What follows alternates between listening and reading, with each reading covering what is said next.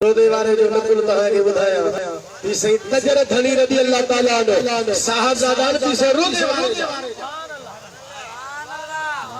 इतने मौके दे उन्होंने पीछे रोदे वारे जा जो जुती मुबारक खड़ी है सिद्धि करे रखी साईं साईं खड़ी है सिद्धि करे पर फरमायो बाबा तवा असा जी जुती सिद्धि न कना क्यों सही छो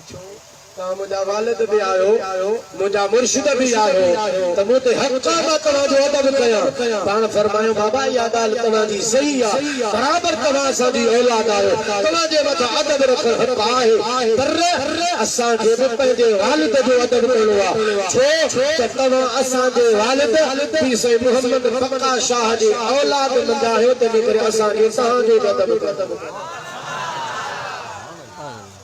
गाल दिमाग का गुजरी ना है बैठी या तो सुभान अल्लाह दा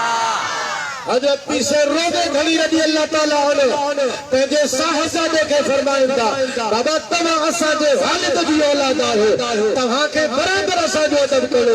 पर असा के तवा जो अदब कलो तो तवा असा जे वालिद जी हजरत मियां साहब जी औलाद है जिथे अदब सपोते ये थींदो आ पर हाल असा जो अहड़ो अजीब थिया आज असा जो हाल केड़ो आ जेकर मुर्शिद जी औलाद वेठी आ त असा उन सा गड मुर्शिद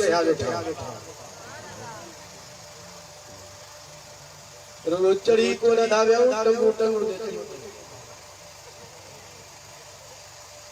या भी खबर ना है तो मुझे जूतन जो मोकड़े पासे थो वजे